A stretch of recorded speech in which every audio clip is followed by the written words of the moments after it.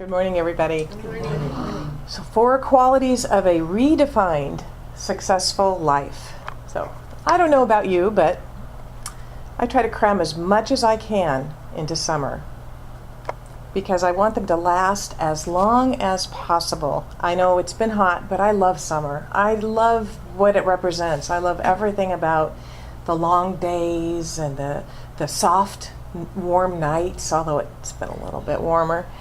It's the perfect time. I don't know if you do this with your reading lists or not, but it's the perfect time to pull out our favorite reading and explore books that maybe we haven't yet read, or think about those vacations that you want to take books along. We recently bought Kindles so that we could pack more books, with less space if we were going to travel.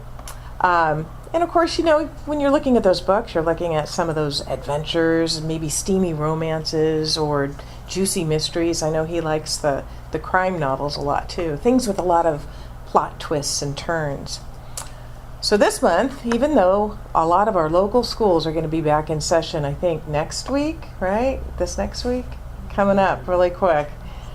We here at the Center for Spiritual Living are going to take highlights from 4 different books that are on my summer reading and in some cases rereading list, because let me tell you, every time I read a book that wowed me to begin with, a second time, it's like reading it for the first time again, because I'm not the same. I'm a different person reading it.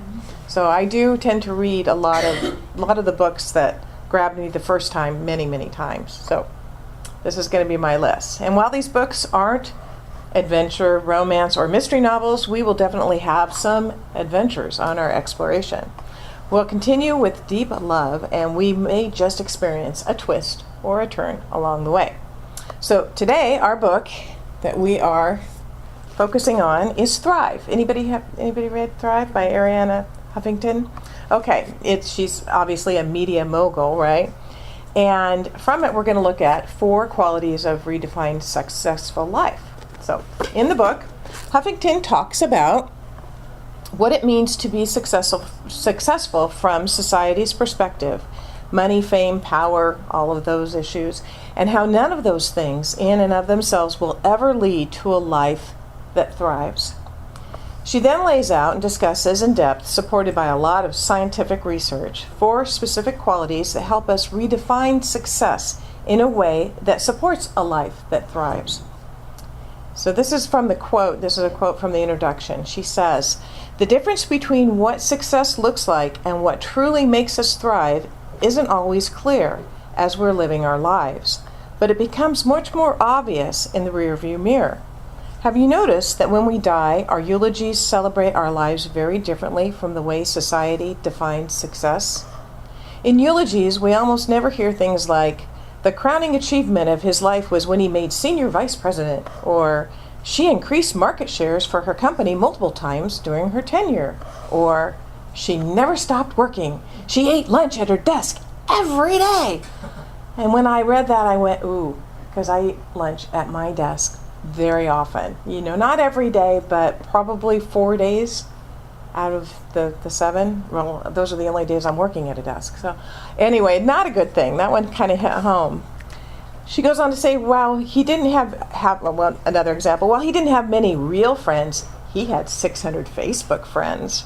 Ooh, and dealt with every email in his inbox every night. Really? Wow. Our eulogies are about other stuff, aren't they? When you do a eulogy, when you talk about them. I just did a service on Friday, and what a beautiful, beautiful soul that had transported, transitioned into the next experience. Her life was absolutely amazing, and it was about who she was. It wasn't really about her accomplishments or what, she had done. Our eulogies are about how we lived our lives, how we connected, how we shared ourselves and our gifts, how much we meant to our friends and our families, small kindnesses, lifelong passions, and the things that made us laugh, that brought joy, right? Being people who are awake and spiritually conscious, we already know that, right? This is something we already know. But just in case we needed reminding, let's look at the qualities Huffington uses in her book to redefine success. So we're going to take these one at a time and let them unfold here. So number one, well-being. Well-being. South African poet Ian Thomas once wrote, "Every day the world will drag you by the hand yelling, 'This is important, and this is important, and this is important. You need to worry about this, and this, and this.' And each day it's up to you to yank your hand back and to put it on your heart and say, 'No, this is what is important.'" And what is important? What's really important? Your own well-being. That is the first quality of the redefined successful life. Many of you may remember an illustration that we've used before. I've shared this in a talk before that came from the great book First Things First by Stephen Covey. And it's been online too, but we'll share it again this morning because it fits. There was an expert on time management who was speaking to a group of business students, and as he stood in front of the group of high-powered overachievers, he said, "Okay, time for a quiz." Then he pulled out a 1-gallon wide-mouthed mason jar and set it on the table in front of him. He produced about half a dozen fist-sized rocks and carefully placed them one at a time in the jar. When the jar was filled to the top with no more room for any more rocks to fit in, he said, "Is this jar full?" Everyone in the class said yes. And then he said, "Really?" He reached under the table and pulled out a bucket of gravel. And then he dumped some gravel into the jar and he shook it and he caused all the pieces to come down into the spaces between the big rocks. And he smiled and he asked the group once more, "Is the jar full?" Well, okay, by this time the class was kind of on him. They said, "Probably not." He said, "Good." And he reached under the table and he brought out a bucket of sand and he started to dump the sand in, and the sand went in all the spaces in between the rocks and the gravel. Once more he said, "Is this jar full?" "No," everyone shouted. And once more he said, "Good." Then he grabbed a pitcher of water and began to pour it in the water into the jar until it was filled to the brim. Then he looked at the class and asked, "What is the point of this illustration?"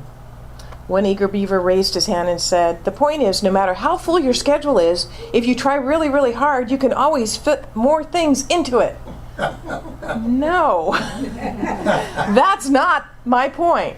He says the truth of this illustration teaches us that if you don't put the big rocks in first, you will never get them in at all, because the smaller ones, the less important ones, will take up all the space. The question for us this morning is, do we make our own well-being a priority, which would be the big rock? The big rock is our own well-being. All right? And I believe, of course, that our well-being is totally and completely linked to our connection with Source, with Spirit. When we're connected, we are in that channel that feeds our soul, that takes care of who we are. It's our conscious connection with God. Are we making that our priority each and every day? It's great to do it on Sundays. It really is. It's wonderful. But man, when you start your day out like that, talk about the infusion of power. Are we engaged in the activities that nourish our souls as well as our minds and our bodies? Ernest Holmes tells us in The Science of Mind, a unity must be established and a conscious connection must be made. Is our spiritual well-being a big rock that we put in the jar first? I have a belief, and I may be wrong about it, but I have a belief that being in this space every week on Sunday morning is something that is very nourishing to our souls. The energy, do you feel the energy in this room? It's who's in it. It's the music, it's the prayers, it's the care, it's the love, it's the message, it's everything. I've always believed that being in service is the big rock. And I really believe that practicing this teaching, it's been a long belief that I've had way before I became a minister. We made a commitment when we moved down here. Our girls were teenagers and even younger than teenagers. And for 13 years before we started this center, twice a month or more, we drove up to Sacramento for Sunday services. Wow, that was a lot, especially getting those teenagers up and going in the morning. That was really something. But it was that important to how we wanted to live our lives and lead each week. This is the place where lives are changed. People come here not thriving, and they learn how to thrive. But you need to have a consistent dose of what it is we're offering. It's great, to get it and then not pick it up again for a long time, or start a practice and then stop it before you can really see the fruit of what it is we're doing. It's just not something you can dip your toe into once in a while and then, think it's going to be that way all the time, because it just doesn't work that way. It's where you place your focus is where we get our results. It's just like our physical survival. We have to continue to eat. We can't just eat one meal and say, well, I got my nourishment, I'm good for another month. I don't think we can do that anyway. Nor can we take a breath once every couple of weeks and then think, well, I'm done. That's not going to work either. If you want to have a thriving, successful life, make your spiritual well-being a big rock that goes into that jar first. And of course, that's what we're all about. We can all help each other and support each other in that. That is when you will reap the greatest rewards. And I can pretty much guarantee that, because we don't ask you to buy into anything or believe anything that you cannot prove. And that's the greatest thing, is when we start proving these principles and we see the results in our lives. So Rich and I like to take a walk several mornings a week. That's our goal, is to get out there and walk in the morning when it's cool. And there's some mornings that I just don't feel like getting up and going for a walk. Man, it would be so nice just to stay in bed a little longer and sleep in. But I am always so glad when I do it. Every time. And here's the other side of that. What I was saying before about you being here. You're different. Your being here makes a difference to everyone else. Not just for you. It makes a difference for everyone else. Your energy, your spirit, your heart make a difference to the experience that we have here every single week. So when you're not here, you're missed. Really, we do feel that. So I want you to understand that each and every one of you makes a difference, and that each and every one of you matters. Your presence matters. So turn to someone and say, your presence here today matters. Your presence here today matters. Okay. So now say to yourself, my presence here today matters. My presence here today matters. To myself and others. To myself and others. Okay, so on to the second quality of a redefined successful life, and that is wisdom, not knowledge, because knowledge is different from wisdom. Huffington suggests, first and foremost, that wisdom is about recognizing what we're really seeking in life: connection and love. Connection, love, acceptance for who we are, exactly as we are. And it's very wise indeed to know that those are the really important things in life. Wisdom is also about realizing something we talk about a lot. It's something we really talk a lot about here. Wisdom is this: to know that God is good all of the time. Reverend Sandy used to do this in Sacramento. She would shout out, she'd say, God is good, and the audience would respond, all of the time. So let's do that. God is good all of the time. There you go. Even when it doesn't look like it. Now that's the hard part. Even when it doesn't look like it. That the universe is conspiring for our good all of the time, 24/7, even when it doesn't look like it. That we are loved beyond measure and upheld and cared for by the infinite all of the time, 24/7, even when it doesn't look like it. And that everything that occurs in our lives happens for us, for our growth, for our expansion, for our joy, for our happiness, all of the time, 24/7, even when it doesn't look or feel like it. Whew, that's some pretty darn deep personal wisdom, isn't it? Huffington puts it this way. She says, when we re-examine what we really want, we realize that everything that happens in our lives, every misfortune, every slight, every loss, and also every joy, every surprise, every happy accident is a teacher, and life is a giant classroom. That's the foundation of wisdom that spiritual teachers, poets, and philosophers throughout history have given expression to. From the Bible's not a single sparrow can fall to the ground without God knowing it, to Rilke's, perhaps all the dragons of our lives are princesses who are only waiting to see us once beautiful and brave. Or this by Marcus Aurelius. True understanding is to see the events of life in this way. You are here for my benefit, though rumor paints you otherwise. And everything is turned to one's advantage when he greets a situation like this. You are the very thing I was looking for. Truly what arises in life is the right material to bring about our growth and the growth of those around us. This, in a word, is art. And this art called life is a practice suitable to both men and gods. Everything contains some special purpose and a hidden blessing. What then could be strange or arduous when all of life is here to greet us like an old and faithful friend? Kind of like you greeted the shop girls. Exactly. What takes us to the third quality, or this is going to take us to the third quality that thrives, number 3, wonder. Wonder. So this is from the quote from St. Augustine. Men go forth to wonder all the heights of mountains, the extent of oceans, and the course of the stars, and omit to wonder at themselves. Wow. There are 4 definitions of wonder in my online dictionary. First, a cause of astonishment or admiration. Second, the quality of exciting, amazed admiration. Third, rapt attention or astonishment at something awesomely mysterious. I agree with St. Augustine that we rarely embrace these 3 definitions of wonder regarding ourselves, but we very often embrace the 4th, which is a feeling of doubt or uncertainty. A feeling of doubt or uncertainty.